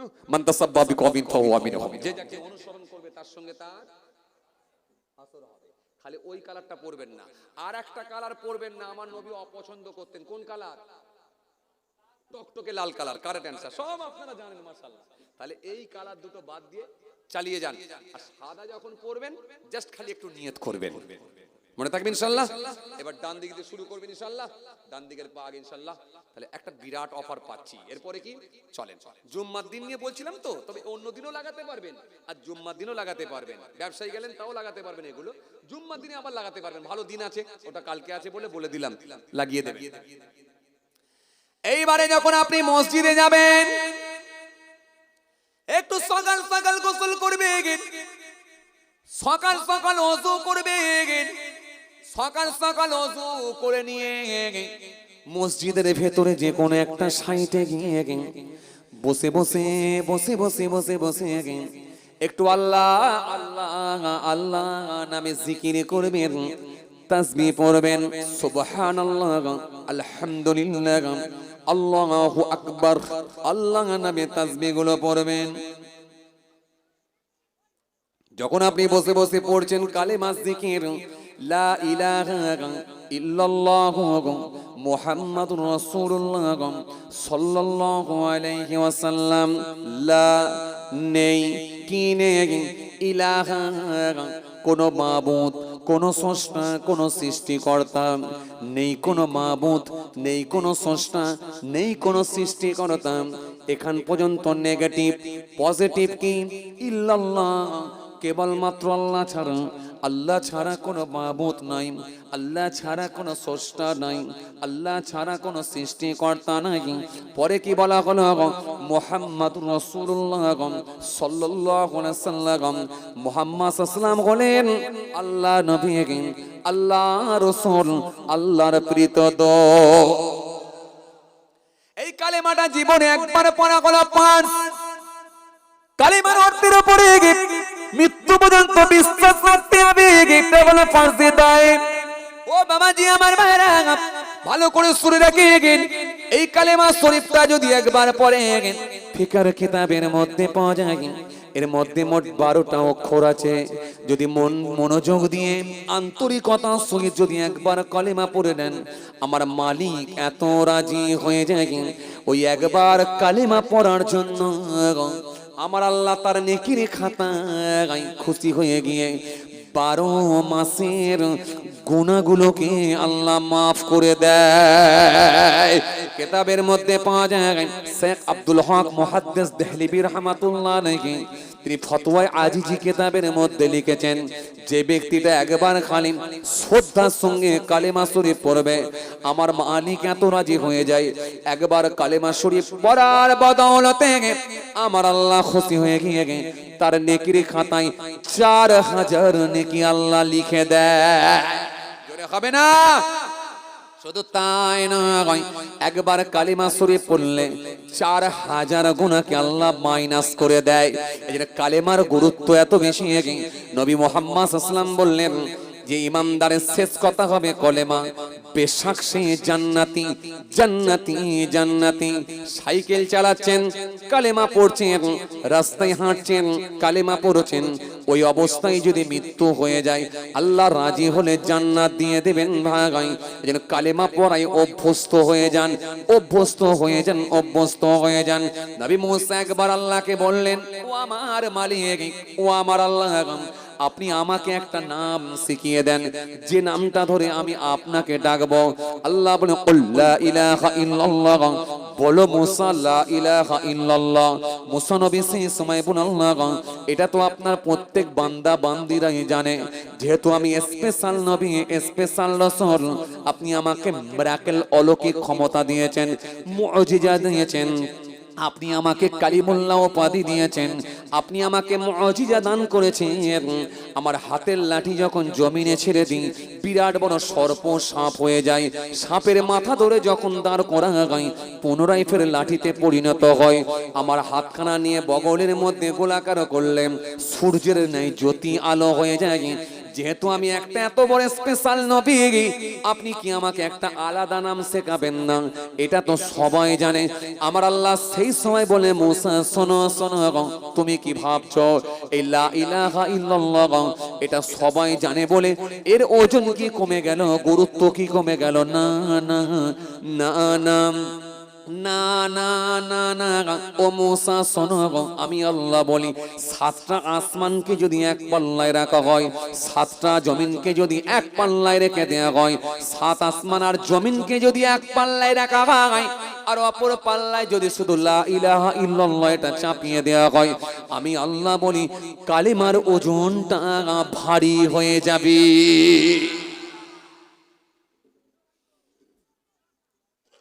কথা কিছু বুঝতে পারছেন বাপ? আরে বাবা, তাহাজ্জুদের নামাজ পড়তে পারেননি, যদি পড়তে পারেন তো আলহামদুলিল্লাহ। সাইকেল চালাতে চালাতে 3 বার আল্লাহ লা ইলাহা ইল্লাল্লাহ মুহাম্মাদুর রাসূলুল্লাহ এটা তো বলতে পারবেন? এটা পারবেন না? এই যে যাবার সময় যখন তাবারুক নিয়ে হাতে করে যাচ্ছেন বাড়ি, লা ইলাহা ইল্লাল্লাহ মুহাম্মাদুর রাসূলুল্লাহ সাল্লাল্লাহু আলাইহি ওয়াসাল্লাম, লা ইলাহা ইল্লাল্লাহ মুহাম্মাদুর রাসূলুল্লাহ সাল্লাল্লাহু আলাইহি ওয়াসাল্লাম, লা ইলাহা ইল্লাল্লাহ মুহাম্মাদুর রাসূলুল্লাহ সাল্লাল্লাহু আলাইহি ওয়াসাল্লাম। আরে বাবা, এটা 3 বার পড়ে যেতে পারবেন না? এই বিরাট চাপের কাজ দিচ্ছি নাকি আপনাকে আমি? খালি মনে করে ঠিক জায়গায় ঠিকটা লাগিয়ে দেওয়া, কাজে লাগানো, আপনি গেনা বেঁচে যাবে। আপনাকে খুব চাপের কাজ দিইনি, কিন্তু আপনাকে আমি একবারও বলিনি মাঘ মাসের ঠান্ডায়, পৌষ মাসের ঠান্ডায়, কনকনে ঠান্ডায় রাত 2টোর সময় পুকুরের পানিতে গলা পর্যন্ত ডুবে পড়ে আল্লাহ আল্লাহ করে জিকির করো, এটা কিন্তু একবারও বলি। যদি পুকুরে ডুবে বলতাম তাহলে আপনার জন্য চাপ দেওয়া হতো। আমি কিন্তু খুব চাপের কাজ দিই। চলেন এবার আসেন যেখানে আপনাকে আমি ছেড়েছিলাম, খুব ভালো করে শোনেন।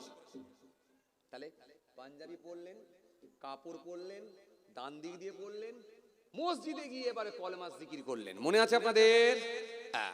এবার শোনেন, খালি অফার দিয়ে যাচ্ছি, খুব ভালো করে শোনেন। মসজিদে গিয়ে যখন কলেমা জিকির করলেন, তাসবিহ পড়ে নিলেন, দরুদ শরীফ পড়ে নিলেন, আপনি যখন বসে বসে পড়ে নিলেন, এবারে একেবারে আজানের টাইমে আজান হয়ে গেল। মুসল্লিরা দলে দলে দলে এসে মসজিদের ভেতরটা ভিড় করে দিয়েছে। আস্তে আস্তে দেখা যায় মসজিদের ভেতরটা পূরণ করে দিল। সবাই যখন সুন্নাত নামাজ পড়তে লাগলো, আপনিও নামাজগুলো পড়তে লাগলেন। তাহিয়াতুল ওযু, দুখুলাল মসজিদ ক্বাবলাল জুমআ, যখন আপনি পর পর পর পর পর পর পড়ে নিলেন, ইমাম সাহেব নির্দিষ্ট টাইমে চলে এলেন, এসে মসজিদের ভেতরে যখন খুতবা দিতে লাগলেন, ইমামের মুখের দিকে তাকিয়ে খুতবাটা আপনি শ্রবণ করলেন, খুতবাটা শুনে দিলেন। ইমামের পেছনে দাঁড়িয়ে দাঁড়িয়ে 2 রাকাত নামাজ আদায় করে নিলেন। 2 রাকাত নামাজ পড়ে নিয়ে বাদাল জুমআ, আখিরি জোহর, সুন্নাত, নফল পর পর পর পর সব নামাজগুলো পড়ে নিলেন। পড়ে নিয়ে যখন টুক টুক টুক টুক টুক টুক করে আপনার বাড়ির দিকে আপনি রওনা দেবেন, নবী হাদিসের মধ্যে জানিয়েছেন ওই বান্দাটার উপরে আল্লাহ এত খুশি হয়ে যায়, ওর বাড়ি থেকে মসজিদ আর মসজিদ থেকে বাড়ি, বাড়ি থেকে মসজিদ আর মসজিদ থেকে বাড়ি, যতগুলো পা ফেলেছে, যতগুলো কদম ফেলেছে, প্রত্যেকটা পা ফেলাতে আমার আল্লাহ খুশি হয়ে গিয়ে 1 বছরের নফল নামাজ, 1 বছরের নফল রোজার সওয়াব আল্লাহ লিখে দিয়ে থাকি। বলেছিলাম মাত্র 20 মিনিট 8 ঘন্টা কি 40 মিনিট খালি আগে যাবেন। যদি প্রতি সপ্তাহে নাও পারেন, মাসে টার্গেট রাখবেন, একটা অন্তত কাজে লাগাবো ইনশাআল্লাহ। কেন? বাড়ি থেকে মসজিদ আর মসজিদ থেকে বাড়ি, এত বিপুল সওয়াবের আল্লাহ হকদার করবেন। প্রত্যেকটা পা ফেলবেন, 1 বছরের নফল নামাজ, 1 বছরের নফল রোজার সওয়াব আল্লাহ লিখে দিচ্ছেন। এটা কম নয় গো, বিরাট বিরাট সওয়াবের হকদার হবে। চলেন আর একটা হাদিস আপনাকে দেবো, দিয়ে আমি শেষ করব, বিদায় নেব। আর একটা হাদিস দিয়ে যাব। চলেন তাহলে আপনাকে শেষ হাদিস দিয়ে যাচ্ছি, মওতের আগে একটা হাদিস কাজে লাগাবেন। এটা সপ্তাহে লাগালেন, কথা বলে না, বাজারে গেলে লাগালেন, সাইকেল চাপতে চাপতে লাগালেন, এইবারে মওতের আগে একটা হাদিস লাগাবেন। সাবউন তাজরিল আবদি বাদা মাউতিহি আহুয়া ফি কবরিহি মান আল্লামা ইলমান আও কাসারা নাহরান আও হাফারা বীরান আও গারাসা নাকলান আও বানা মসজিদান আও ওয়ারাসা মাসহাফান আও তারাকা ওয়ালাদান ইস্তাগফিরু লাহু বাদা মাউতিহি। এটা দিয়ে ছুটি, আমি চলে যাব। রাগ করছেন আপনারা? এই জোরে বল, রাগ করছেন? আচ্ছা, আর মিনিট 10 আছে আপনারা, আপনারা পরে রাগ করছেন আপনারা? এই থাকবেন তো? এই ভরসা দেন থাকবেন? এই ভরসা দেন থাকবেন? যা থাকবেন না হাত তুলুন।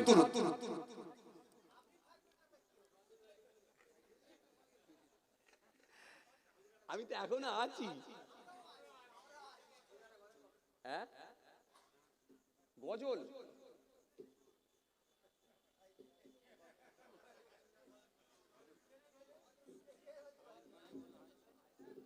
কেন? যেগুলো দিচ্ছি এগুলো ভালো লাগে রে? হ্যাঁ,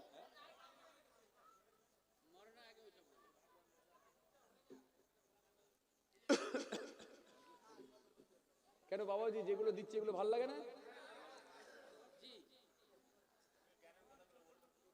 হ্যাঁ, ঠিকই বলেছেন। আছে বাপ, খেয়াল করে, লক্ষ্য করে। জি, আচ্ছা ঠিক আছে, যাবার সময় এটা বলবো। তুমি মন খারাপ করোনি ভাই, সবাইকে নিয়ে চলতে হয়। আসেন, খেয়াল করেন বাপ। নবী আমার সুন্দর করে জানালেন, আল্লাহ নবী সুন্দর করে বললেন, 7টা এমন কাজ আছে পৃথিবীর জমিনে যদি কেউ করে যেতে পারে, কবরে পড়ে পড়ে কিয়ামত পর্যন্ত সব জারি থাকে। তার মধ্যে 1 নাম্বার হলো মান আল্লামা ইলমান আও কাসারা নাহরান আও হাফারা বীরান আও গারাসা নাখলান আও বানা মসজিদান আও ওয়ারাসা মাসহাফান আও তারাকা ওয়ালাদান ইয়াস্তাগফিরু লাহু বা'দা মাউতিহি। নাম্বার 1 হলো মান আল্লামা ইলমান।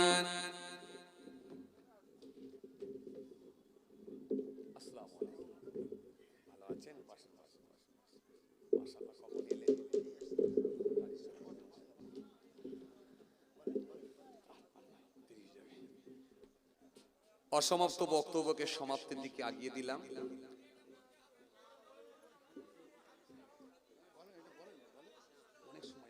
সাতটা অনেক সময় লেগে যাবে।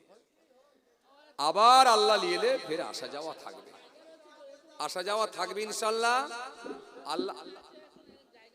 আল্লাহ নিয়ে এলে ফের ইনশাল্লাহ হবে, অনেক সময় লেগে যাবে। একটা লম্বা হাদিস কমপ্লিট করতে গেলে অনেক সময়। আবার আল্লাহ নিয়ে এলে ফের হবে ইনশাল্লাহ। সবাই আমার জন্য দোয়া করবেন। এই অনেক হাদিস শুনবেন মাশাআল্লাহ। কি ভাবছেন হাদিস কম দেবে নাকি? আপনি কি জানেন? আবার একটু কিয়াম করে দেন, 10 মিনিট বাকি আছে আপনার। কিয়াম করে লোকগুলো টেনে নেন। আচ্ছা ঠিক আছে, কিয়ামটা করে দিচ্ছি, চলেন আসেন, ছোট করে একটু কিয়ামটা করে দিই। মাশাআল্লাহ ভাইজান আপনাদের সামনে আলোচনা করবে। এই ভিতরে চলে আসেন। ইয়া নবী